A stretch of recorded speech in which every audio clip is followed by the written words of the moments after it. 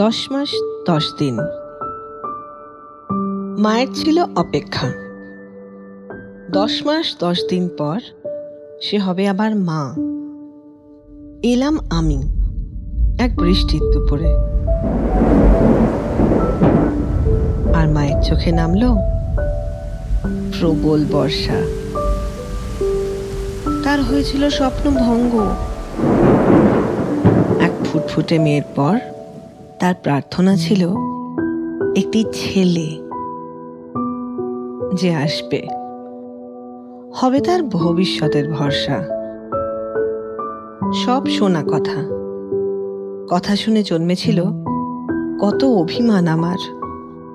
মেয়ে আমি, ছেলে নই। আচ্ছা, এর জন্য দায়ী আমি কই? মা বলতো বাবা ছিল খুব খুশি। ছেলের চেয়ে একটি ছোট মেয়ে সে চেয়েছিল অনেক বেশি। যে মাসি মায়ের সঙ্গে সামলেছিল আমাকে, সে বলে 3 দিন মা কোলে তোলে নি আমায়। ভগবানের সঙ্গে করেছিল মা আড়ি। মা বলতো 3 দিন বড্ড বাড়াবাড়ি। দুপুরে এলাম আমি। কোল পেয়েছিলাম মধ্যরাতে। অজানা এক নার্সের দল যখন হঠাৎই মাকে বলে, কি সুন্দর আপনার বেবি। তখন নাকি মায়ের মন গলে। সে কান্না, রাগ, অভিমান, দুঃখ ছেড়ে প্রথমবার নেয় আমায় কাছে, আমায় কোলে তোলে। দিদি ছিল খুব আনন্দে। ভাইরা বড্ড মারে, তাই বোন পেয়ে সে ছিল বড়ই উত্তেজিত। ছোট্ট মেয়ে কিভাবে করেছিল উচ্ছ্বাসের প্রকাশ। মা বলতো দিদি নাকি একটা সাবানদানি উপহার দিয়ে পেয়েছিল বড় সুখ। দেখেছিল প্রথমবার তার ছোট বোনের মুখ। ফর্সা, ন্যাড়া, মাথায় নাকি ছিল আমার 3টে চুল। তবে ভাবি কি হতো যদি করতেন ভগবান রং মেশাতে কোনো ভুল।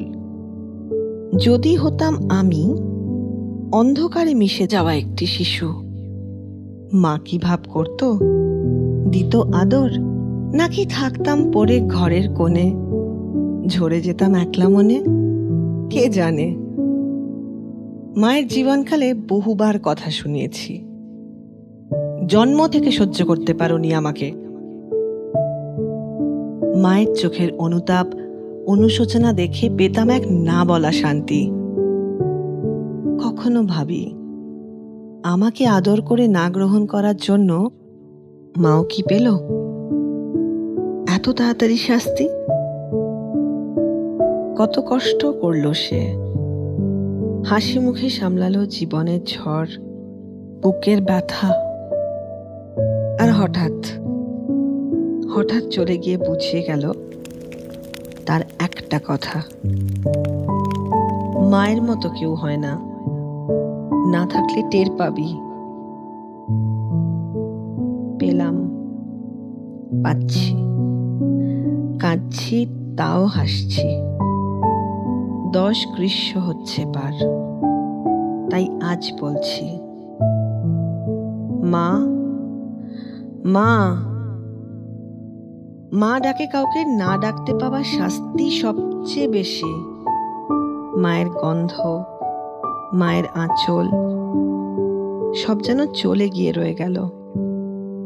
জীবনের তাকে হারিয়ে বুঝেছি হারানোর অর্থ। মা, বাবা, এই সম্পর্কগুলো ছাড়া জীবন সত্যি ব্যর্থ। 12 বছর কেটে গেল, and this is my tribute to her, my মা, সুস্মিতা ঝুমুর Dasgupta. Ma, this is for you on your 12th year of parting ways, 18th May 2005, a night that changed it all. Ma, সঙ্গে থেকো।